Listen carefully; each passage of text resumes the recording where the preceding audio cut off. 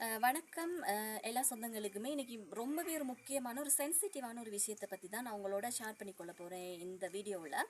என்ன அப்படின்னு சொன்னால், மனுஷராக பிறந்த நம்ம எல்லாருக்குமே நம்மளோட சூழல் மேலே அதிகளவான ஒரு அக்கறை, ஒரு கடப்பாடு நமக்கு வந்து இருக்குது.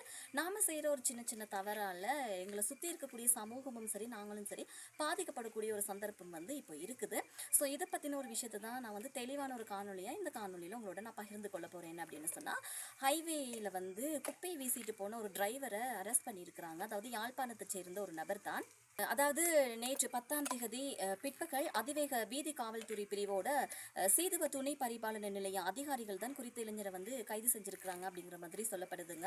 கைது செய்யப்பட்டவர் பார்த்தீங்க அப்படின்னு சொன்னால், யாழ்ப்பாணத்தை சேர்ந்த அழ்வாய் அப்படிங்கிற ஒரு பகுதியில் இருக்கக்கூடிய 35 வயசு சேர்ந்தவர் அப்படின்ற மாதிரி போலீசார் வந்து ஒரு தகவலையும் வெளியிட்டு இருக்கிறாங்க. அவரை தான் போலீசார் நேற்று கைதும் செய்திருக்கிறாங்க.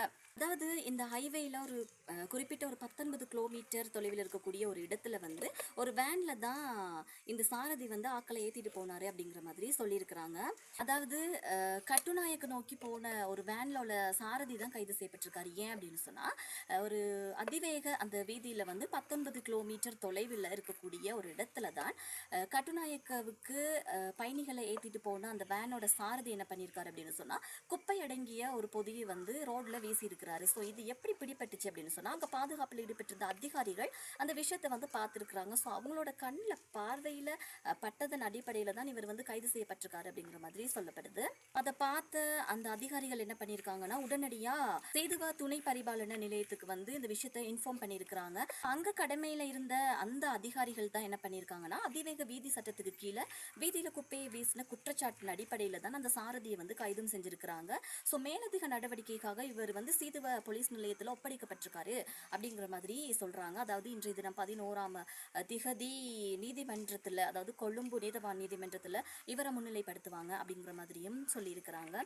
ஸோ இந்த விஷயத்தை வச்சு நாங்கள் பார்க்கும் பொழுது, ஹைவே அப்படின்னு சொல்லும் பொழுது அங்கே நாங்கள் வாகனங்களை மெதுவாக செலுத்துறதோ இல்லை வேறு எந்த ஒரு ஸ்லோ ஒர்க்கோ அந்த இடத்துல வந்து நாங்கள் செய்ய முடியாது. அது எல்லாருக்குமே தெரியும். ஸோ இப்படி இருக்கும் பொழுது அதிவேகம் அப்படிங்கிற நேரத்தில் அந்த ரோட்டில் வாகனங்கள் எல்லாமே ரொம்பவே வேகமாக தான் பயணிக்கும் அப்படிங்கிறது எங்களுக்கு தெரியும். நார்மலாகவே வாகனங்கள் பயணிக்கிற நேரத்தில் நிறைய ஆக்சிடென்ட்ஸ் வந்து நடக்கலாம். ஸோ இப்படி இருக்க சந்தர்ப்பத்தில் ஒரு அதிவேக பாதையில் அதுவும் ஒரு சாரதி எந்த விதத்தில் இப்படி ஒரு பொறுப்புணர்ச்சி இல்லாமல் செயற்பட்டார் அப்படிங்கிறது வந்து தெரியல. இது சமூகத்துக்கு ரொம்ப ஒரு சீர்கேடான ஒரு தவறான ஒரு முன்மாதிரியாக தான் நாங்கள் வந்து கருதுகிறோம். அதுக்காக தான் நம்மளோட வீடியோ வந்து இப்போது நான் உங்களுக்கு கொண்டுட்டு வந்து சேர்க்கணும் அப்படிங்கிறதுக்காக நம்மளோட சேனலில் இந்த வீடியோ வந்து நான் பப்ளிஷ் பண்ணுறேன். இன்னொரு விஷயம் என்ன அப்படின்னு சொன்னால், சூழல் வந்து மாசுபடுது அப்படின்னு சொன்னால் அதில் வந்து பாதிக்கப்பட போகிறது நாங்கள் தான். ஸோ இந்த விஷயத்தை வச்சு நாங்கள் பார்க்குறப்போ, ஒரு ஹைவேல அதுவும் இருக்கக்கூடிய ஒரு டிரைவர் இப்படி ஒரு விஷயத்தை செஞ்சது வந்து ரொம்ப ஒரு தவறான முன்மாதிரியாக தான் நான் வந்து கருதுகிறேன். உதாரணமாக எடுத்துக்கிட்டோம் அப்படின்னு சொன்னால், ஒரு சூழலில் எல்லாருக்குமே ஒரு அக்கறை இருக்குது. அதை சுற்றி இருக்கக்கூடிய நாங்கள் தான் அதில் சேர்ந்து இன்ப துன்பங்களை அனுபவிக்க போகிறோம் அப்படிங்கிறத நாங்கள் எப்போவுமே மறந்துடக்கூடாது. அதுவும் ஒரு டிரைவர் இப்படி ஒரு வேலையை செய்கிறார் அப்படிங்கிறது வந்து தவறான ஒரு முன்மாதிரியே தான். சிங்கப்பூரை பொறுத்த வரைக்கும் சுத்தத்துக்கு பெயர் போன ஒரு இடம். அதையும் தாண்டி இலங்கையில பார்த்து இலங்கை செய்த ஒரு சில விஷயங்களை வச்சு அதன் அடிப்படையில் பின்பற்றி வந்த நாடு தான் அது. அப்படி இருக்கும்பொழுது சிங்கப்பூர் இப்போ அதுல முன்மாதிரியான ஒரு விஷயமா இருக்குது, ஒரு கண்ட்ரியா இருக்குது.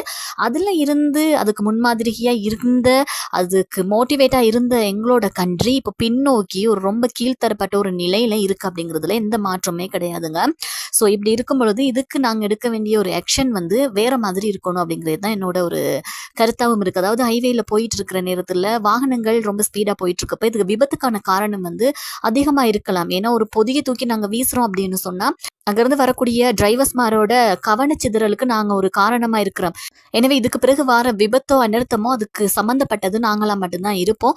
ஸோ ஒரு பொறுப்புணர்ச்சி இல்லாத வகையில அந்த டிரைவர் வந்து இப்படி செஞ்சது எல்லாருக்குமே வந்து ஒரு டிசப்பாயிண்டான ஒரு விஷயம். இது வந்து இதுக்கான தண்டனைகள் என்னவா தான் இருக்கட்டும், என்ன ஒரு சந்தர்ப்பமா தான் இருக்கட்டும், ஆனா அவர் வந்து செய்தது முற்றிலுமே ஒரு பிழையான ஒரு விஷயமா தான் நான் கருதுறேன். எனவே இதை பத்தி நீங்களும் என்ன நினைக்கிறீங்க? இது சரியா பிழையா அப்படிங்கறத வந்து நீங்க சொல்லுங்க. கண்டிப்பா எங்களோட சமூக மட்டத்தில் இருக்கக்கூடிய கருத்துக்கள் வரவேற்கப்படுது. ஏன்னா அப்படி இருந்தால் தான் நிறைய பேருக்கு சில விஷயங்கள் மக்கள் மத்தியில் என்ன இருக்கு அப்படிங்கறத வந்து பார்த்து தெரிஞ்சு கொள்ளக்கூடியதா இருக்கும். இவருக்கான தண்டனை வந்து அவங்க கொடுக்கறது, இனி ஒருத்தவங்க அதை செய்யக்கூடாது அந்த அளவுக்கு வந்து ஒரு சில விஷயங்கள் இருக்கணும்.